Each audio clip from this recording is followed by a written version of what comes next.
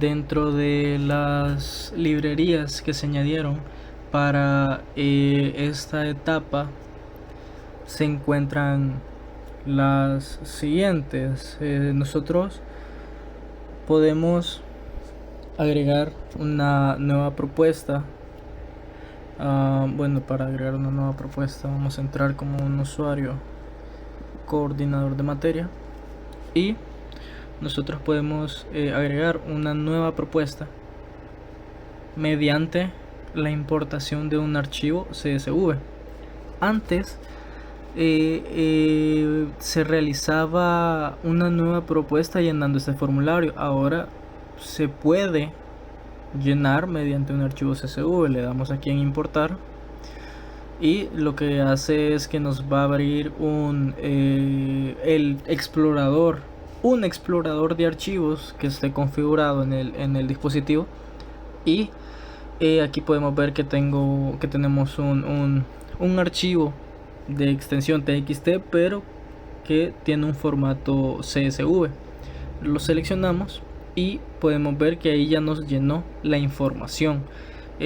Para demostrar, bueno, aquí nosotros podemos guardar la propuesta y ya se guardó. Igual podemos siempre agregar nuevas propuestas a partir de archivos de texto que tengan un formato CSV.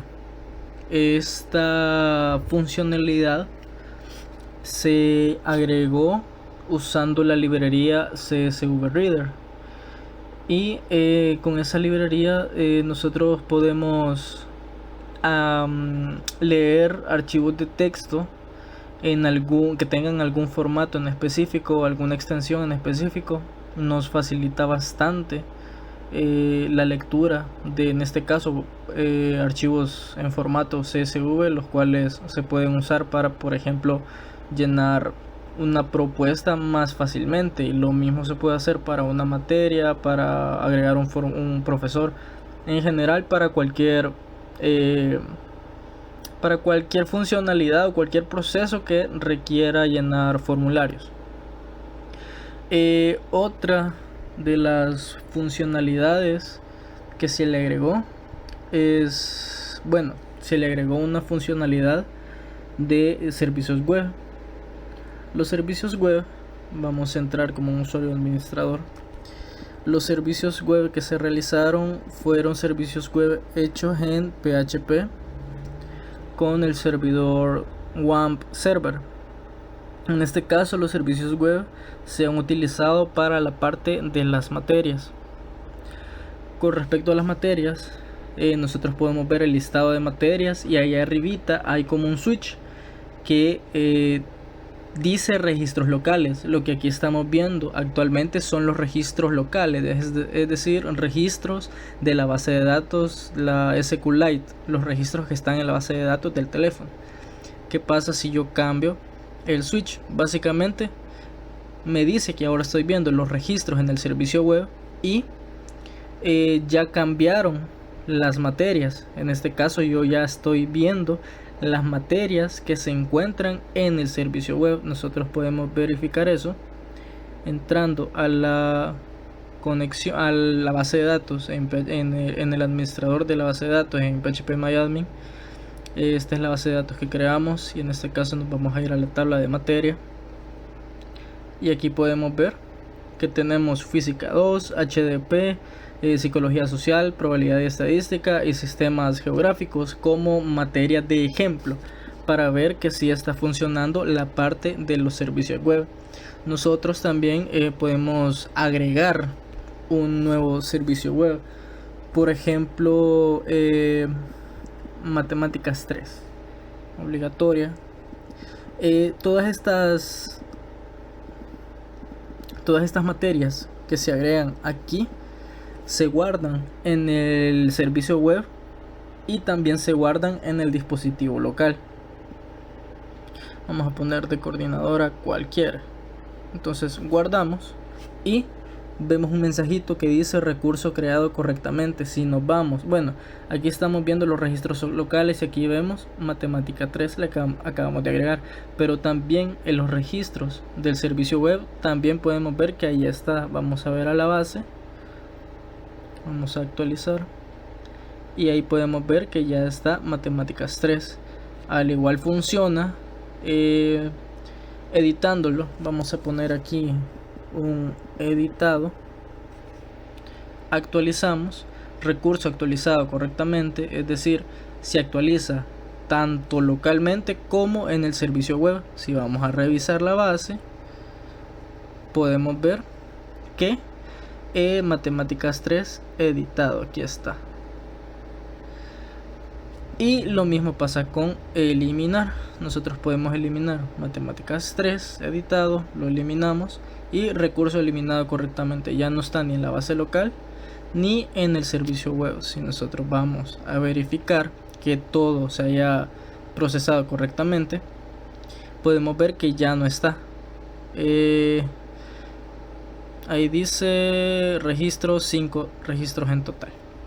Esa es la funcionalidad de los servicios web. Para los servicios web se usó una librería. Bueno, se usaron principalmente dos librerías. Una que se llama Volley, que facilita en una gran medida el consumo de servicios web desde una aplicación puramente Android.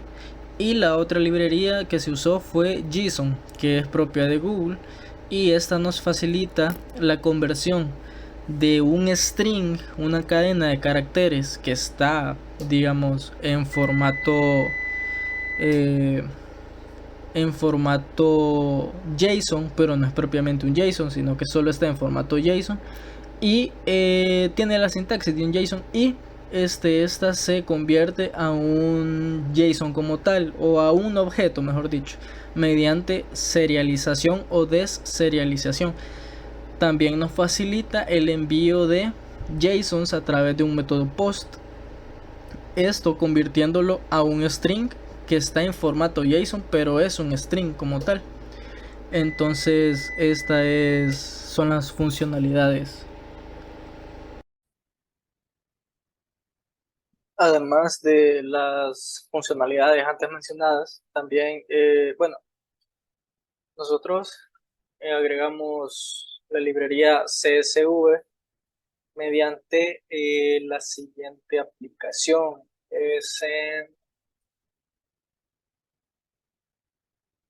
Aquí se importa desde un CSV. Bueno, aquí esto es cuando yo presiono el botoncito de importar y me redirige como al explorador de archivos, y ya cuando yo selecciono aquí hago la lectura propiamente del archivo como tal, y aquí vemos que estamos ocupando la librería CSV Reader, que es licencia de Apache. Además, nosotros trabajamos, como ya mencioné, una librería que se llama Volley, y para los servicios web, para el consumo de servicios web, y la librería de JSON. Ambas se trabajaron, digamos, en conjunto, porque trabajan como tal para el mismo fin, que es consumir servicios web. En este caso nos podemos ir a un controlador REST Client, que aquí nosotros utilizamos, bueno, todo esto de aquí es como se utiliza la librería de Volley. Básicamente, esto trabaja mediante colas de peticiones, y creo una nueva cola a partir de Volley New Request Kiwi, y yo hago una petición, ya sea post o una petición get o una petición update o una petición delete, y así es como se realiza eh, el CRUD, las cuatro operaciones básicas para consumir microservicios, servicios web, los que actualmente están hechos en PHP. Además, de las librerías mencionadas, también se agregó una librería nativa de Android que se llama el Shared Preferences. Este Shared Preferences a mí me sirve mucho para mantener data compartida o data que se tiene que compartir entre varias pantallas. Yo, digamos que maneja el patrón singleton.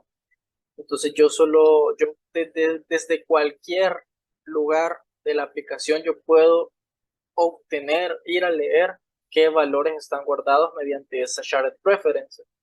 Digamos que puede ser una alternativa en cierta manera a la SQLite, solo que shared preferences guarda tipos de datos los más primitivos, por decirlo así, entero, doble, string, una lista de string y otro tipo de datos que no recuerdo cuál es, pero SQLite, por ejemplo, maneja, por decir algo, los blobs, cosa que el Shared Preferences no se puede hacer. Más que la SQLite es como tal una base de datos, aunque no maneja referencias ni llaves foráneas ni restricciones en las llaves foráneas, pero sí mantiene como las características de una base de datos. Mientras que el Shared Preferences no se puede hacer, porque el Shared Preferences sirve más que todo para datos muy puntuales. Nosotros los ocupamos al momento de trabajar con los usuarios que ingresan, entran con ciertos permisos, si es un coordinador, si es un administrador o si es un usuario encargado de algún local.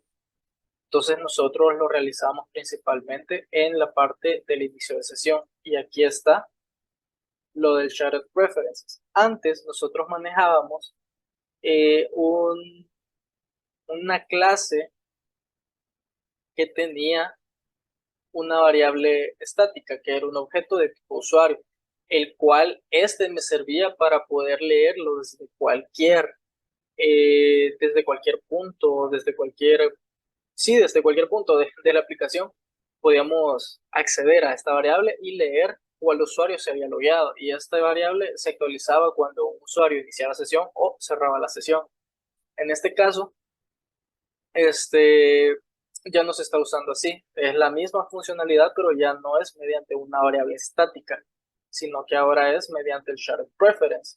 Entonces yo aquí creo un un nuevo objeto de shared preference, que sería el usuario que se ha logueado y el tipo de usuario que se ha logueado. Entonces yo, a partir del usuario, yo puedo obtener, digamos, el usuario como tal, el nombre del usuario que se ha logueado, para poder acceder a muchas consultas en base a ese usuario que se ha logueado. Y también el tipo de usuario puedo obtener si el usuario es un administrador, un coordinador de materia o un encargado de algún local, para también poder acceder a consultas en base al tipo de usuario y también acceder o mejor dicho, habilitar la funcionalidad de los permisos que tiene la aplicación. Aquí yo creo el objeto Shared Preferences cuando yo inicio sesión y ya cuando quiero usarlo, por ejemplo, en el materias, yo declaro un objeto Shared Preferences y aquí obtengo ese, ese objeto y cuando quiero consultar su valor, solamente lo mando a llamar como así, solo mando a llamar en base a un método en específico que se tiene, dependiendo del tipo de datos, mando a llamar como yo nombré a ese, digamos, objeto shared preference y un valor por defecto si no lo encuentro. Y así es como se usa el shared preferences. Entonces, en resumen, se han utilizado JSON y Volley para servicios web, más el shared preferences para compartir eh, data entre varias pantallas y acceder muy fácilmente a ellas, y un lector de archivos CSV. Cabe mencionar que el Shared Preferences me sirve sobre todo para, por ejemplo, el diseño, para las preferencias de diseño del usuario, por decirlo así. Una de las tantas aplicaciones que tiene, y es donde más aplicación tiene, de hecho, es en en el diseño del usuario. Por ejemplo, aunque Android ya trae, digamos, de forma nativa soporte para modo oscuro y modo claro, tal vez una aplicación que aparte de esos dos tenga más opciones de diseño, pues con el Shared Preferences yo puedo fácilmente estar cambiando esos diseños, ya que toda la aplicación va a poder acceder a esta configuración que el usuario ha elegido. A continuación, vamos a ver una librería llamada Shortbread. Esta librería me permite generar accesos directos hacia actividades o hacia métodos. La implementación de esta librería es bastante sencilla. Basta con anotar con shortcut la actividad o el método que queremos que se muestre y asignarle ciertas propiedades como lo son un ID, un icono y el label que queremos que se muestre. Para este ejemplo, vamos a ver cómo desde la pantalla principal del sistema operativo mantenemos sobre el icono y vemos cómo se nos muestran dos accesos directos. Uno hacia ver las materias disponibles y otra hacia el CUD de ver los profesores. Accesamos y vemos cómo aquí podemos llegar directamente hacia la actividad de las materias. Vamos ahora a ver la siguiente, que es la de los profesores. Mantenemos presionado sobre el icono y luego accesamos hacia ver los profesores.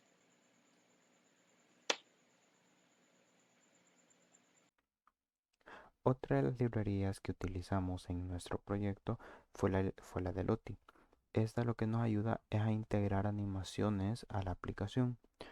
Para nuestro caso, hicimos una animación para el inicio de la aplicación. Como se puede observar, se carga una animación y automáticamente después nos redirige a lo que es el login. En esta parte es necesario crear una activity para que contenga esta animación. Vale aclarar de que todas las dependencias se tienen que declarar en esta parte. Como se puede observar, aquí está la dependencia de lo que es Lottie. En el activity, pues es necesario pues siempre vincularlo con los elementos que se contengan en el XML de la aplicación, de esta actividad, perdón, y inmediatamente después se corre la animación que está contenida en esta variable pues denominada Lottie. En este caso se hace uso de un handler. Lo que nos ayuda a esto es a configurar o a programar ciertas acciones que deseamos que se realicen en un tiempo determinado. En este caso, se ha determinado que se realice esta acción después de este tiempo que está contado en milisegundos. En pocas palabras, lo que hace es que nos redirige a lo que es el login después de 3 segundos y medio, como lo pudimos apreciar en la aplicación. Aquí vamos a iniciar sesión. Inmediatamente podemos observar dos nuevas opciones de las que teníamos anteriormente. La primera es la de mapa. Esta parte lo que pretendemos es establecer que se pueda visualizar el mapa en lo que es la Facultad de Ingeniería y Arquitectura. En el mapa se pueden hacer gestos como puede ser desplazarse por el mapa, también se puede hacer zoom, se puede alejar dependiendo del para qué uno le esté ocupando. Esto lo hicimos con la intención de que pues los diferentes usuarios pues puedan tener una idea de en qué edificio están ciertas aulas, si desean pues reconocer, porque muchas veces no se conoce el nombre propio del edificio y pues esta podría ser una herramienta de gran utilidad. Para esta parte se usó lo que es la librería de OpenStreetMap. Aquí en el Gradle estas son las dos librerías que se han implementado, que es el OpenStreetMap para Android. Pues en esta parte pues lo mismo, se instancia lo que es una vista de mapa y aquí se pueden hacer diferentes configuraciones. Por ejemplo, en este caso, aquí lo que se ha hecho es configurar para que se puedan eh, hacer gestos para que, como pudimos visualizar, se pueda rastrear el mapa, para que se pueda hacer zoom, etcétera. También se ha establecido para que se muestren los controles de más y de menos para el zoom, y esta parte pues se estableció la posición y el zoom inicial con el que se ingresa el mapa. En este caso el zoom es de 20, que es una escala relativa que utiliza OpenStreetMap, y aquí se establecen las coordenadas sobre las cuales van a estar centralizada el mapa al momento de ingresar por primera vez. Esto es importante porque de esta manera pues se establece qué es lo que queremos que visualice, qué es lo que consideramos que es más útil para el usuario, que como nosotros podemos observar es la facultad. Continuamos con el botón que se ve abajo con el signo de interrogación. Esta parte es un apartado de ayudas. En esto lo que nosotros pretendemos realizar son tutoriales para que los diferentes usuarios puedan consultar cómo hacerlo, y esto se hace por medio de la librería de video. En este caso solo está una ayuda, un tutorial se podría decir, pero la intención pues es que se llene, es que se vayan agregando en función de las solicitudes que se vayan haciendo. Como se puede observar, si realizamos clic, pues aquí nos está reproduciendo un video, un tutorial que se grabó sobre cómo agregar una propuesta. Se puede observar, pues aquí se va adelantando, tiene los controles. Para esta parte, pues hicimos falta dos activities más. Uno donde está la ayuda, donde se muestran pues los botones. Esto es sencillo, solo redirigimos a lo que es el activity del video. Aquí lo que hacemos es utilizar, pues como dijimos, las librerías de Video View y Media Controller. De esta manera, pues con el Video View, nosotros establecimos en XML, como se observó, que ocupe todo el tamaño de la pantalla para visualizarlo de una mejor manera, y se instancia, se establece la ruta sobre la que está el video que se va a reproducir, y el Media Control, ¿verdad? Que sirve para los controles multimedia que nosotros observamos, para pausar, para retroceder, la barra de progreso, etcétera. Y importante, establecimos que se reproduzca inmediatamente, se ingrese a lo que es esa pantalla, para que no haya necesidad de estarla reproduciendo manualmente. Por último, otra funcionalidad que se agregó fue en el apartado de profesores. Como se puede observar, y anteriormente también estaba, era la barra de búsqueda. Aquí teníamos que escribir, por ejemplo, por nombre, y se filtraba automáticamente. Aquí lo que aplicamos fue la búsqueda por voz. Lo que hace es reconocer la voz y automáticamente le ingresa en la barra de búsqueda para filtrar los resultados. En esta parte vamos a hacer una prueba, por ejemplo, con Mario. Aquí se observa lo que es el botón con el símbolo de micrófono. Entonces hacemos clic y pues grabamos Mario. Como se puede observar, automáticamente lo ingresa en la barra de búsqueda y filtra el resultado según lo que nosotros pues hemos consultado. Para esta parte pues se establecieron nuevos métodos dentro de lo que era el activity de profesores. Pues el primer método es para establecer qué va a hacer al momento de darle clic sobre el micrófono, y lo que hace es llamar otro método, que es este. Pues lo que se hace es establecer, por ejemplo, el lenguaje en el que se va a realizar, se determina que se va a reconocer la voz, reconoce si por ejemplo tiene el permiso, si es posible, si es soportado esta funcionalidad o no. Es importante aclarar que para todas estas librerías se tienen que declarar los permisos que necesita la aplicación. Por ejemplo, en el que acabamos de ver, es necesario grabar el audio. Para lo que es el mapa, estos tres permisos son importantes porque los dos primeros son de localización. para, para pues saber dónde está el usuario, para escribir en lo que es el almacenamiento externo. Esto es importante ya que OpenStreetMap muchas veces guarda caché del mapa para poder consultarlo en caso no se tenga acceso a internet en el momento, o también para hacer más fluido el momento de estar entrando y saliendo y no tener que estar recargando o sea, descargando los datos cada vez directamente de OpenStreetMap. Y esas serían las librerías que se tienen, que puedo presentar ahorita.